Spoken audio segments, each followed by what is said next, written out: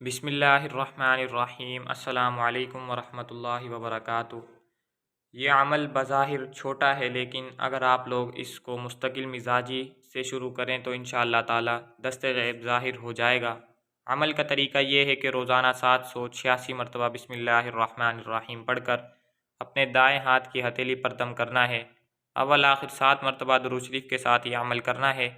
اس عمل کو دست غیب کہا جاتا ہے۔ اب اس کے فائدے کیا ہوں گے؟ جس ہاتھ پر آپ لوگ عمل کر کے دم کر دیتے ہیں، اس ہاتھ سے ہی اللہ پاک آپ کو ایسی طاقت اور توفیق عطا فرمائے گا کہ رزق کے دروازے خود کھلنا شروع ہو جائیں گے۔ اس عمل کو چند دن کر کے آپ لازمی فائدہ اٹھا سکتے ہیں۔ جب نبی کریم صلی اللہ علیہ وآلہ وسلم کوئی بھی کام کرتے تو اس کی ابتدا اللہ پاک کے بابرکت نام سے فرماتے۔ اس سے معلوم ہوتا ہے کہ بسم اللہ کس قدر اہمیت کی حامل ہے۔ اس لحاظ سے آپ کو کچھ عمل حاجات بتاؤں گا جن کی برکت سے اللہ پاک آپ کی ہر دعا قبول فرمائیں گے۔ بسم اللہ الرحمن الرحیم کے عمل سے آپ چوری اور شیطانی اثرات اور اچانک موت سے محفوظ رہیں گے، اور آپ مالی پریشانی سے بھی کبھی دوچار نہیں ہوں گے۔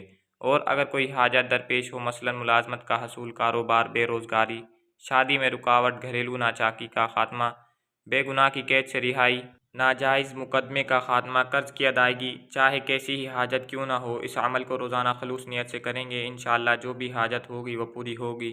جو شخص بسم اللہ الرحمن الرحیم 100 مرتبہ اس طرح پڑھے کہ ہر 10 پورا کرنے کے بعد درود پاک کم از کم 1 مرتبہ پڑھے اور اپنے مقصد کے لیے دعا مانگے، اللہ رب العزت اس کی ہر دعا کو قبول فرمائیں گے۔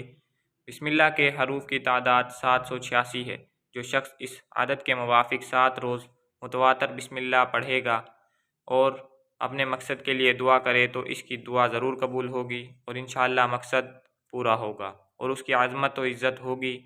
اسی طرح جو شخص پوری بسم اللہ سونے سے پہلے 21 مرتبہ پڑھے گا تو چوری اور شیطانی اثرات سے اور اچانک موت سے محفوظ رہے گا۔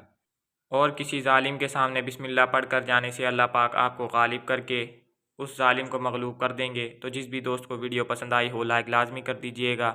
اگر آپ میرے چینل پر نئے ہیں تو چینل کو بھی ضرور سبسکرائب کر لیجئے گا۔ اللہ تعالی ہم سب کا حامی و ناصر ہو، آمین۔ اللہ حافظ۔